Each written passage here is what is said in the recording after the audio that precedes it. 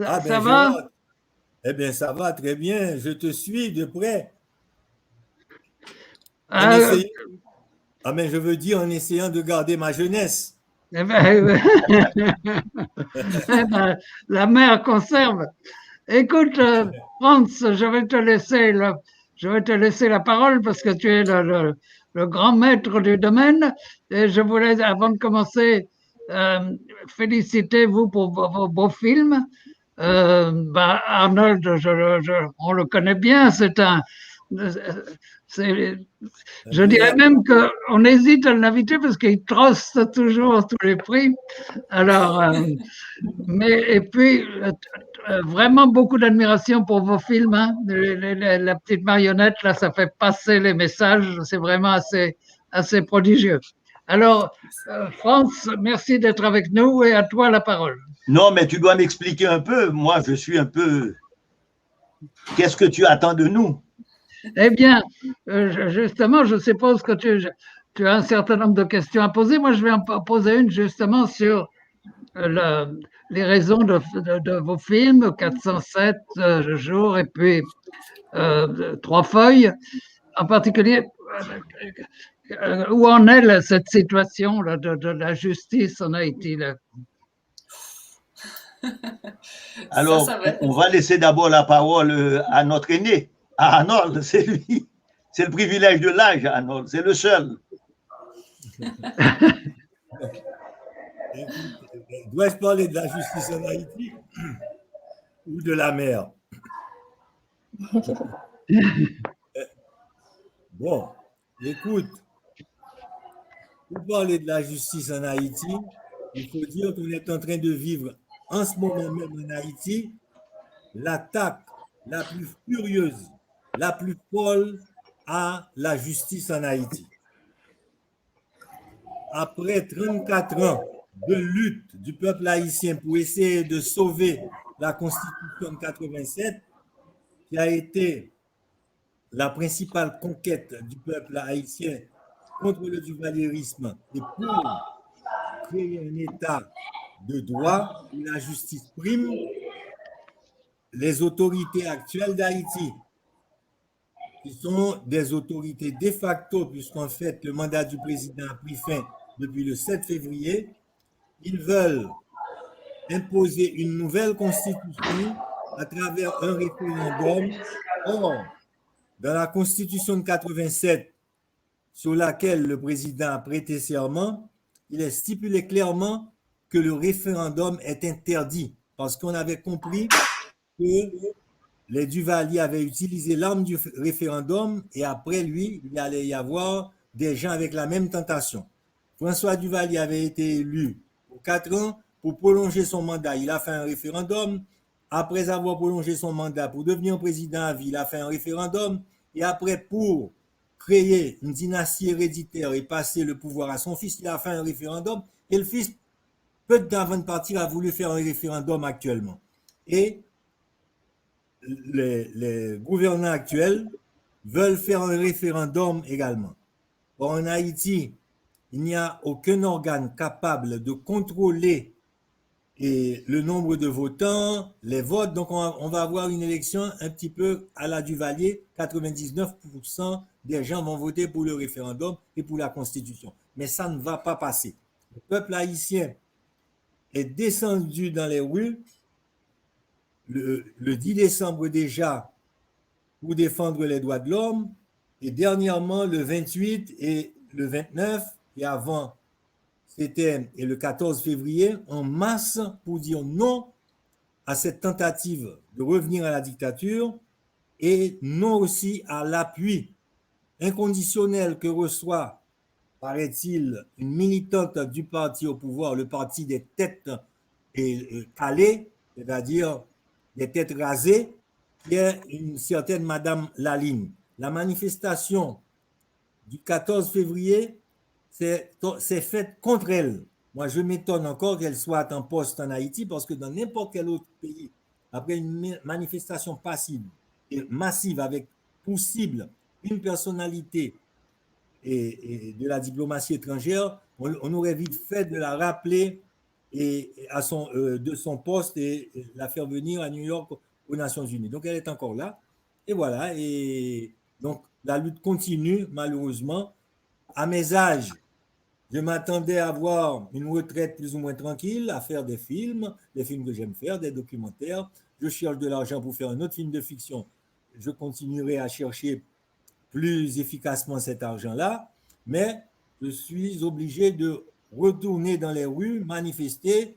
Les gens me hissent sur des camions, des chars, où je risque de tomber à tout moment, évidemment, parce que vous connaissez le processus, avec l'âge, on passe d'un membre particulièrement flexible, de 4 membres particulièrement flexibles à un autre particulièrement rigide. À tout le contraire, j'ai 4 membres très rigides actuellement. Ce sont les bras et les jambes. Et donc, mais on se bat comme on peut et j'espère qu'on crée très rapidement une alternative au pouvoir actuel qu'on puisse présenter aux Haïtiens et au reste du monde. Voilà. Ça, c'est pour justice et politique. Mais après, on parlera de la mer, j'espère. Bon, on parlera aussi, mais la mer aussi est politique, Arnold, parce que toute la question qu'on est menacé avec les changements climatiques, avec les risques de cycloniques, donc on est en face, et la pollution, l'environnement, il n'y a rien de plus politique. Peut-être c'est ce qui est le plus politique aujourd'hui en Haïti. Alors, je laisserai la parole à notre ami Sephora, puisqu'après les aînés, il faut passer la parole aux plus jeunes. Sephora, c'est à toi. Oui, bonjour, un peu comme toi, Franz. Je ne sais pas trop si on doit parler de nos films, je ne sais pas s'il y a un line-up, mais après, pour rebondir justement par rapport à ce que Arnold vient de dire par rapport à Haïti, j'ajouterais juste, c'est vrai qu'on est dans une situation assez compliquée en ce moment, mais j'y crois. En tant que jeune femme en ce moment, j'ai beaucoup d'espoir et que je pense un peu comme Arnold qu'il faut qu'on lâche rien, il faut qu'on continue de faire ces manifestations, il faut qu'on continue de prendre la rue et peut-être que quelque chose va changer, va évoluer. Et moi, je suis co-réalisatrice du film Trois Feuilles avec Éléonore Coyette qui est là, juste tout près de Franz, en fait, dans mon écran. Et je suis honorée que notre film, Trois Feuilles, et que 407 jours aussi, et dont j'ai été l'assistante à la réalisation, fasse partie du festival Vue d'Afrique cette année. Donc, Trois Feuilles, c'est un film féministe qui parle de violences faites aux femmes. C'est un film que nous avons vraiment eu envie de faire avec Éléonore, et c'est aussi un film qui parle de sororité, qui parle de résistance. Et nous sommes vraiment honorés que ce film voyage. Et bon, après, je laisserai aussi Éléonore en parler aussi un peu. Voilà. Alors, effectivement, micro. Le micro d'Éléonore. Voilà, il est ouvert. Voilà, Éléonore. Oui, bonjour à tous. Bon. Je voulais que j'ajoute quelque chose alors. Ah, certainement. Je dirais juste que la spécificité de nos 2 films, donc c'est effectivement qu'on les a fait avec des marionnettes qui ont été créées par un marionnettiste donc haïtien qui s'appelle Paul Junior Casimir. Et c'est vrai que en fait, moi j'avais commencé avec 407 jours et donc Sephora était assistante à la réalisation et on avait adoré ce médium en fait pour raconter des récits assez violents. On trouvait que ça créait une mise en abîme très différente pour justement aborder la violence sans qu'elle soit simplement exposée comme telle. Donc, on a aimé l'outil dans 407 jours et on a voulu continuer cette expérience avec Trois Feuilles. Et comme avec Sephora, entre-temps, notre amitié était devenue de plus en plus solide, on a eu envie de l'écrire ensemble et d'autant plus qu'on était toutes les 2 animées par ce combat féministe, que ce soit moi comme réalisatrice belge, même si j'ai passé 3 ans en Haïti, ou bien Sephora en Haïti comme militante féministe. Donc voilà, on cherchait une forme à donner à notre rage commune et ça a donné ce film en fait. Merci Éléonore, et je crois que c'est très important ce film, surtout au moment où dans cette violence extrême que nous vivons, il y a quelque part une violence terrible avec ces kidnappings, ces viols, toute cette violence qui se joue actuellement en Haïti. Et je crois qu'il est important, effectivement, à travers vos films, à travers de continuer ce témoignage, comme on dirait, pour que le pays aussi ne meure pas, parce que c'est important.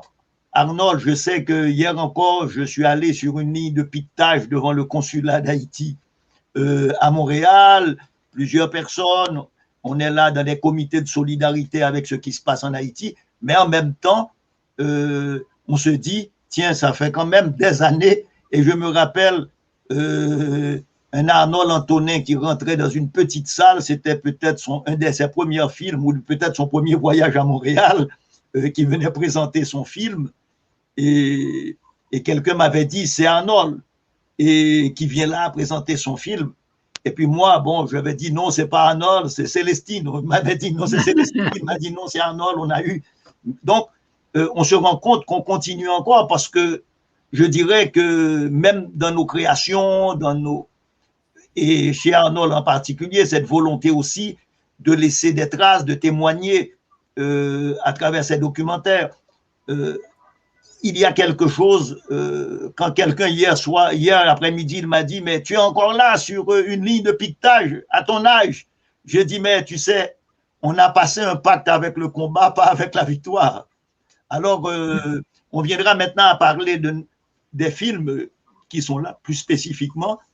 Je crois que ce film d'Arnold est extrêmement important parce que, voilà une question. Je me rappelle que nous, on avait produit un film sur Port-au-Prince. Arnold avait fait un petit film documentaire, c'est la Troisième Guerre mondiale avait commencé Port-au-Prince, d'où on avait commencé à aborder le problème de l'environnement urbain. Mais cette fois-ci, je crois que c'est extrêmement important parce que dans un pays avec une façade maritime importante, cette question, elle est fondamentale pour l'avenir du pays. Et pas seulement du pays, c'est pour l'avenir aussi. Dans toute la Caraïbe, ce sont des questions qui vont commencer à se poser. On l'a vu avec Maria et tous les désastres dans le pays pourtant, comme Porto Rico, qui avait l'infrastructure la plus importante dans toute la Caraïbe et que ça a conduit, peut-être peu de gens le savent, dans une île comme Porto Rico, ça a conduit 800 000 personnes à quitter l'île. 800 000 personnes, c'est pratiquement l'ensemble, une grande partie des forces vives du pays.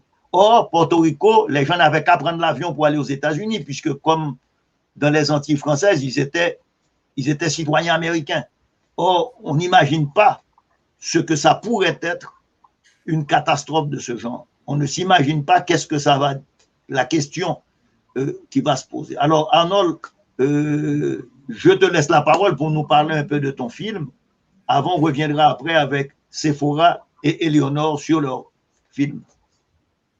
Bon, écoute, c'est vrai que le film n'intéresse pas seulement Haïti parce que je vois que à la Martinique et à la Guadeloupe, ça fait déjà plusieurs fois qu'ils l'ont projeté dans les écoles, ils organisent des débats et la semaine prochaine, je crois que Colette Césaire. Est-ce que tu peux parler plus proche de ton micro? Ouais. Là, mon micro, c'est... Ça y est? Oui, là, on t'entend mieux, là. Ouais. Je disais que le film, effectivement, comme disait Franz, n'intéresse pas seulement Haïti, mais l'ensemble de la mer Caraïbe. On est en train de passer le film souvent à la Martinique et en Guadeloupe. La semaine prochaine, on va le projeter dans le cadre d'une activité qu'organise la Fondation Aimé Césaire, par exemple. Le film, tu sais, on s'est beaucoup intéressé en Haïti à l'écologie et à l'environnement montagnard, le problème du déboisement. Puis on s'est intéressé au problème urbain, le ramassage des ordures qui ne s'effectue plus en Haïti. Le pays, toutes les grandes villes sont devenues des poubelles à ciel ouvert, mais pas beaucoup à la mer. Or, tout ce qui provient des mornes, des montagnes, tout ce qui provient de la ville aboutit à la mer. Donc des amis sont venus me dire, écoute Arnold, on a très envie que toi tu fasses un film sur la mer. Alors, je me suis posé des questions. Vais-je faire un film, un documentaire, en étalant des données statistiques avec quelques vues, etc. Ah non, j'ai dit, écoutez, ce qu'on va faire, on va faire parler la mer. On va laisser la parole à la mer, qu'elle dise comment elle nous voit, nous, les Haïtiens, ce qu'elle souffre et ce qu'elle peut nous offrir. Donc, c'est un peu ça le film. Et ça commence évidemment par les liens des Haïtiens avec la mer. En Haïti, très peu de gens savent nager. Très curieusement, quand j'ai été filmer ce film, il y avait des pêcheurs qui ne savaient pas nager. Bon, c'est des pêcheurs qui vont pêcher dans de frêles et bâtiments, là, esquisses, des canoës au large. Et ils ne savent même pas nager. Et nous tous, moi, j'ai appris à nager quand mes fils, devenus grands, m'ont obligé à apprendre à nager. Parce qu'on a un rapport très dramatique avec la mer. Les Haïtiens gardent encore, je pense en mémoire, la traversée de l'Atlantique sur les bateaux négriers qui les ont amenés de l'Afrique au pays. Donc, on est entré un peu dans cet imaginaire de l'Haïtien par rapport à la mer. Il y a un dieu très important du panthéon vaudou qui est Agoué. Et puis, il y a la sirène aussi, qui est une déesse importante. Donc, un peu ce rapport et comment ça se reflète à travers l'art. Puis de là, on est entré directement dans les différents problèmes qui se posent à la mer en Haïti. D'abord, ce que je disais avant, tous les déchets aboutissent à la mer. Il n'y a plus de poissons. Puisqu'on détruit les mangroves, puisque la mer est envahie de déchets plastiques, les poissons ne se reproduisent plus. Et les grands cétacés, tu vois, il y avait des scientifiques qui venaient en Haïti, qui filmaient les baleines, les requins. Eh bien, ils n'en trouvent plus. Les baleines, les requins, les tortues de mer ont émigré comme les Haïtiens. Ils sont allés du côté de la République dominicaine. Donc, c'est un très gros drame, alors que c'est un pays qui a des baies époustouflantes. Les baies sont incroyables. Mais on parlait de justice tout à l'heure. On a des aires protégées. Et actuellement, il y a une milice qui s'occupe de la protection des aires protégées. La plupart de ces miliciens ne sont pas des habitants des aires protégées et ils ne protègent aucune aire finalement. Sinon, c'est une milice privée qui s'entraîne pour la répression très probablement. Donc, tout ça, c'est lié. En même temps, Haïti, en tant que petit pays insulaire, a un statut spécial dans le cadre de l'ensemble des nations pour avoir plus d'accès à la justice climatique. On devrait bénéficier d'un statut spécial qui nous permettrait d'avoir accès à des fonds pour faire face aux problèmes du changement climatique, parce que Haïti n'est pas un pays qui émet beaucoup de gaz à effet de serre, même si on se pollue, on se tue nous-mêmes, mais on ne contribue pas à la pollution du monde par rapport aux grandes puissances, États-Unis, Chine, etc. Donc, dans ce cadre-là, n'était-ce la corruption, la peur de donner les moyens qu'il faut à Haïti, puisqu'on sait que ces aides-là sont la plupart du temps détournées, on devrait avoir des fonds spéciaux pour faire face aux problèmes que pose le littoral haïtien. Moi, pour filmer ce film, j'ai fait tout le littoral, d'une pointe à l'autre. Et j'ai pu constater que tout le littoral est un vaste dépotoir de déchets de toutes sortes. Il n'y a que quelques exceptions. Et ces exceptions, c'est parce que les voitures n'ont pas accès à ces endroits-là.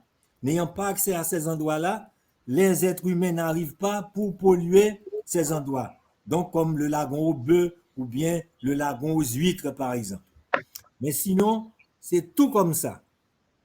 Il y a des gens en Haïti qui, malgré tout, et on les montre dans le film, essaient de recycler les déchets plastiques, par exemple. Donc, il y a une jeune femme qui est une directrice d'entreprise qui fait ce travail-là, et c'est quelque chose de formidable. Mais en Haïti, on est arrivé au point où il n'y a pas de solution réparatrice partielle possible. Il faut, moi j'en ai conscience, je fais ces films, je continuerai à en faire, j'attire l'attention sur des sujets particuliers. La mer, bon, qui entoure l'île, donc qui est un grand sujet particulier, mais cependant, je suis conscient qu'il faut un changement global, une volonté politique globale de changement, et fondamentalement, le problème d'Haïti, c'est le problème de l'aménagement du territoire. On a 27 750 km², 11 millions d'habitants, et on ne sait pas quoi faire de ce territoire. Où faut-il qu'il y ait des aires réservées? Où faut-il implanter des industries? Où faut-il exploiter les arbres? Où faut-il habiter? Donc, c'est tous un gros problème comme ça qui se pose. Les gens au pouvoir, et très souvent les politiques, ne sont pas du tout sensibles au problème de l'environnement. On fait un grand effort à travers ce film actuellement qui est distribué partout. Il y a une demande incroyable pour le film. N'était-ce le coronavirus et l'insécurité, le kidnapping, je crois que le film aurait eu encore une beaucoup plus large diffusion. Mais malgré tout, on continue à la diffuser. Donc voilà, en gros, pour Ainsi parle à la mer. Merci Arnold. J'aimerais maintenant, puisque tu as soulevé la question du kidnapping, ce sont des questions, la question des féminicides, la question de la violence vis-à-vis des femmes et de tout âge est une question importante. Voilà dans ce pays, tout comme l'environnement, il y a une situation qui n'a cessé de se dégrader ces dernières années après le tremblement de terre, qui ont provoqué une sorte de fragilité extrême de la condition des femmes dans ce pays. Et donc, je crois que votre film, Sephora et Léonore, vient aussi à point. C'est-à-dire, ce sont des questions dont il faut débattre, ce sont des questions importantes. Si l'on veut un certain redressement, je comprends très bien que, comme l'a souligné Arnold, il y a un problème de gouvernance, il y a un problème depuis plus particulièrement ces 10 dernières années, je dirais, de mafias qui ont capturé l'État. Ce sont des situations qui ressemblent un peu à celles de Charles Taylor à l'époque au Libéria, à ce qui s'est passé en Sierra Leone, s'il faut faire une comparaison, même si ce n'est pas raison. Mais il y a des conditions aujourd'hui extrêmement difficiles. J'ai vu par exemple une petite marchande de pistaches capturée, violée, c'est-à-dire les gens, il n'y a plus aucune limite aujourd'hui à une violence qui touche l'ensemble de la population. Donc, vos films en ce sens sont intéressants. Alors, Sephora, j'aimerais bien que tu nous parles des conditions dans lesquelles, avec Éléonore, vous avez réalisé votre film. Et pourquoi? Oui, justement, et c'est vraiment les femmes, par rapport à tout ce qui se passe, les femmes sont assez vulnérables. C'est comme si le viol est utilisé aussi comme arme. Et quand tout va aussi mal dans ce pays, et donc les plus vulnérables et celles qui sont victimes beaucoup de viols par rapport à tous ces kidnappings qui se font, si on prend le cas d'Evelyne Sincère, si on prend le cas de la petite fille de 5 ans, si on prend beaucoup de cas, on peut dire vraiment que c'est, comment on peut dire vraiment que c'est, on doit en parler en fait, on doit en parler. Donc dans 3 feuilles, je dois dire que c'est que des histoires vraies que nous avons, c'est des témoignages qu'avec Éléonore qu'on a rassemblés donc pour ce film, pour faire ce film. Donc dans 3 feuilles, on parle justement d'inceste. On parle d'inceste avec Esther qui a 5 ans et qui a été violée par son père. Et ensuite aussi, ça raconte aussi les violences conjugales, des violences carcérales que subissent les femmes ici en Haïti. Ça parle de viol, ça parle de... Donc, c'est important, c'est très important pour nous de parler de ça à travers ce film parce qu'en ce moment, c'est assez grave. Par exemple, si on parle de kidnapping, justement, la femme, bien, n'importe qui est kidnappé et tout le monde est content parce que cette personne a, voilà, la personne, la famille a payé une rançon et cette personne est relâchée. Mais on ne parle pas de ce qu'elle a subi et de ses bourreaux. Donc, si on parle des femmes, justement, Donc, ces femmes-là qui ont été libérées, mais elles ont subi des viols, elles ont subi des viols collectifs. Et après, il y a presque pas de prise en charge où on n'en parle pas. C'est comme si c'était tabou, si je peux dire. C'est presque tabou ici. Et on n'en parle pas. Et au niveau de la justice, il n'y a pas vraiment de prise en charge, même s'il y a certaines organisations qui essaient d'accompagner ces femmes. Mais dès qu'on arrive au niveau de la justice, on ne peut plus rien faire parce que soit c'est pas important, soit il n'y a pas vraiment de professionnels, il n'y a pas vraiment de personnes qui peuvent. Et encore, la justice ici, en fait, c'est comme s'il y avait. J'ai le sentiment personnel que c'est comme s'il y avait tellement de choses à régler que c'est classé et que c'est pas une priorité, en fait. Que ce soit la justice, que ce soit les violences faites aux femmes ici en Haïti, que ce soit la sexualité ou la sexualité reproductive des femmes, c'est comme si c'est pas une importance. Et donc, du coup, dans ce film, on a essayé d'aborder un peu beaucoup de choses et justement cette violence à tous les niveaux que les femmes subissent ici et qui dégénère ou qui est de plus en plus grave par rapport à la situation du pays. Donc, je laisse Éléonore. Merci beaucoup, Sophora. Éléonore, voilà. Oui, moi, je voulais juste ajouter en transition avec ce que Arnold disait à propos de son film et qui est complètement passionnant. C'est vrai que nous, on a voulu aussi insuffler dans notre film cette notion de lien au vivant, en fait. C'est vrai qu'on voulait aborder non seulement la question des femmes et des violences qu'elles subissaient, mais au regard aussi de comment les hommes, au sens large, traitent la terre.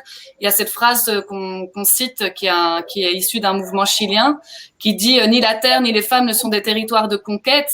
Et c'est vrai que c'est quelque chose qui nous a beaucoup inspiré pendant l'écriture de notre film, de se dire finalement, ben voilà, on traite non seulement le pays avec 1000 guillemets n'importe comment, mais aussi les femmes, plus rien n'a vraiment d'importance. Et c'est ça aussi qu'on essayait d'illustrer, parce qu'il y a comme et ça, c'est valable pour tous les pays. Là, on parle d'un film qui s'inscrit en Haïti, mais les violences faites aux femmes paraissent parfois surréalistes, de se dire comment on peut agir avec autant d'inhumanité. C'est comme si, finalement, il n'y avait pas un cœur qui bat, une tête qui pense et des projets dans les corps de ces femmes.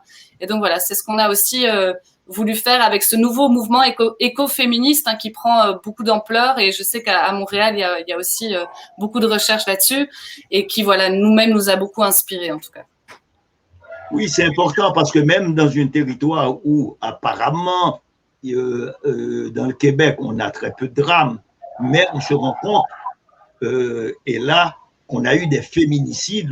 La semaine dernière, c'est 7 cas, et ça touchait l'ensemble des communautés autochtones, haïtiennes, anglophones, québécoises, comme on dit, canadiens, français. Donc, au fait, on a vu qu'avec la pandémie, les violences conjugales ont augmenté énormément et que ceux qu'on croyait en régression apparaissent très fortement, sans compter tous ces cas de féminicide dans des pays comme le Mexique, où on parle de 3000 cas l'année dernière qui sont terminés par mort. Je parle de féminicide et non pas simplement de la violence conjugale. Alors on sait qu'en Haïti, dans toutes les dénonciations qui se font tous les jours, on écoute les radios, les gens qui viennent témoigner, on en est à une sorte de violence presque extrême. C'est-à-dire, on est comme quoi il y aurait une rupture du lien social. Et là, c'est comme s'il n'y avait presque plus de limites. Parce que quand la police elle-même fait partie, ou une partie de la police fait partie de ces gangs, quand on ne sait plus qui fait partie de quoi, et comme tu le soulignais, Sophora, c'est-à-dire la justice, n'en parlons pas, puisque on a débuté avec ça. Il n'y a plus rien qui fonctionne. Ce pays, Maître Montferrier d'Orval, qui avait été assassiné, ancien bâtonnier de l'ordre des avocats, disait que ce pays n'est pas gouverné. Ce pays n'est gouverné nulle part. C'est-à-dire il y a un risque dans cette histoire de voir ce pays vers l'eau. Tout est en train de rentrer en déliquescence avec ce chaos programmé. Et l'on comprend très mal comment nous, on fait pression dans la mesure du possible. Le collectif haïtien en France fait aussi la même chose aux États-Unis, de ne pas comprendre comment les pays continuent d'appuyer ce genre de gouvernement ce sont des programmations, ce sont des catastrophes programmées. Le terrorisme en Haïti, actuellement, puisque chaque cas de kidnapping fait l'effet d'une bombe au coin d'une rue de Kaboul ou de Bagdad, le terrorisme d'État se manifeste à travers les kidnappings. Or, les kidnappings, on l'a dit, dans un pays qui est né de la lutte contre l'esclavage, le kidnapping est assimilable à un acte d'esclavage parce qu'on prend les gens et on les échange contre de l'argent, on les vend pratiquement. Donc, c'est inacceptable pour un pays comme Haïti. Dans le cas des viols, le viol en Haïti, c'est une arme de guerre. Ça fait partie de la terreur qu'on installe dans le pays. Et je trouve que c'est très courageux de la part de ces jeunes femmes, justement, de dénoncer tout cela. Le cas dont parlait Franz, c'est une fillette de 5 ans. C'est une fillette ou un garçon? Enfin, un gamin de 5 ans qui avait été kidnappé et dont la mère était une vendeuse de cacahuètes. Et comme elle n'a pas pu payer la rançon, on a pendu le gamin de 5 ans. Donc, il n'y a plus d'humanité. La terreur s'exerce de la façon la plus brutale, comme dans les cales des bateaux négriers ou bien dans le pire moment de l'esclavage et du colonialisme. Donc, on n'en peut plus, voilà. Pour revenir à la mer, ce qui est incroyable, c'est que dans un pays où l'on parle actuellement d'aller exploiter les mines, je crois qu'il y a des Canadiens qui sont impliqués là-dedans, il y a des mines d'or, etc. Mais la mer est une richesse incroyable de tous les points de vue dont personne ne parle au niveau des autorités de l'État et surtout qu'on n'exploite pas du tout, pas de façon sauvage, mais là, même pour le tourisme, il n'y a plus de tourisme en Haïti, plus personne ne vient. Donc, cette richesse qu'est la mer, qui est encore là, eh bien, voilà. Et c'est ce que je présente dans le film également, à côté de tout. Et toutes les images que vous voyez dans le film sont des images d'Haïti. On a voulu le souligner au début du film. Ce n'est pas des images de la mer ou bien des fonds marins qu'on a filmés autre part. Et on l'a filmé dans un moment très difficile, c'était le moment du Pays Loc. On est allé au CAI pour filmer pendant 15 jours. On est resté 3 jours dans un hôtel, 11 jours dans un hôtel, on n'a filmé que 3 jours et après on a dû nous évacuer en hélicoptère. On est passé dans une barricade où l'on tirait et l'un de nos caméramans a un peu paniqué. Il disait, moi j'ai une famille, je ne veux pas mourir, des trucs comme ça. On y a mis du temps, ça nous a pris 2 ans, mais finalement on a fait un produit, j'espère, qui dira aux Haïtiens d'abord, mais aussi à tous nos amis, qu'en Haïti, il y a une très grande richesse qui n'est pas exploitée, qu'au contraire, on menace tout dans ce pays de disparition. Et c'est pour cela qu'on doit se battre pour que cela n'advienne pas. Voilà. Alors, on fait notre dernier tour de piste. On demandera à Sophora, à Éléonore et à Gérard, enfin, de conclure. Moi, je voudrais poser une question. Ah, vas-y. Maintenant que vous avez fait ces 2 films avec ce procédé des marionnettes, comment vous allez continuer? Est-ce que vous allez continuer à exploiter ce procédé? Comment vous renouvelez? Et justement, cette relation cinéma-marionnette. Là, je pense qu'on va faire une petite pause, en tout cas, parce que ce film nous a quand même pris 6 mois de création, parce qu'on a créé toutes les marionnettes. En plus, comme ce sont des personnages qui évoluent, il fallait faire des masques de marionnettes pour, et c'est d'ailleurs Pauline Le Carpentier qui s'occupait de cette partie, de faire évoluer les masques. Mais donc non, là, je pense qu'on va faire une petite pause. Et d'ailleurs, ce film 3 feuilles ne devait pas naître à ce moment-ci. Normalement, il fallait un peu plus de temps entre 407 jours et 3 feuilles. Mais c'est vrai que le confinement est arrivé, les violences ont augmenté. On s'est dit, c'est le moment, on l'a écrit à ce moment-là. Mais après, voilà, on ne sait pas ni l'une ni l'autre si on fera encore des films de marionnettes. Par contre, la certitude qu'on a, c'est qu'on veut continuer à travailler ensemble parce qu'on a vraiment découvert un binôme créatif qui était très, très riche, quoi. Voilà, ça c'est mon mot de la fin, moi. Et Oui, justement, c'est vraiment l'exploration, en fait. Faire des films de marionnettes, c'est vraiment explorer, que ce soit l'art du marionnettisme, parce qu'on a souvent vu des spectacles de marionnettes, mais on a vraiment essayé d'explorer tout ça, et Léonore qui a filmé tout le film. Donc, on a souvent parlé de comment filmer les marionnettes, comment donner vie à ces visages, et puis avec la voix aussi, comment mettre la voix sur ces marionnettes.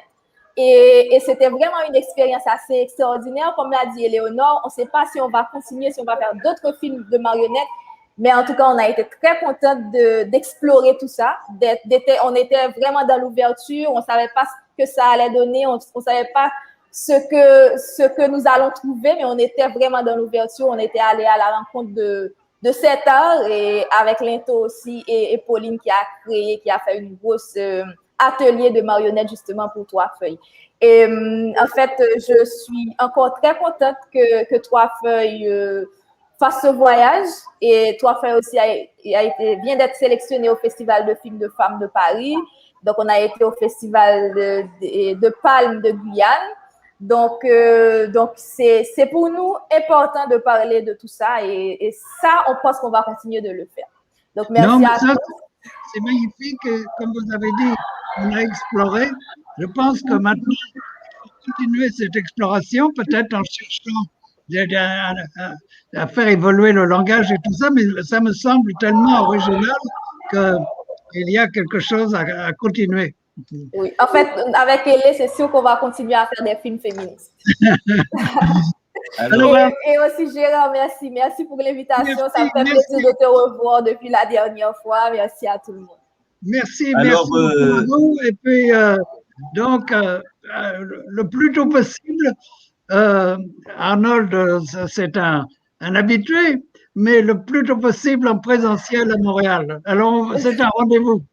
D'accord. Merci beaucoup. Gérard, indestructible Gérard. Bon, voilà. Merci beaucoup, Gérard. Merci beaucoup, Arnold. Merci, Éléonore. Merci, Sephora. Alors, à bientôt, j'espère. Alors, voilà. Ce n'est qu'un au revoir, comme on dit. Oui, à bientôt. Merci beaucoup.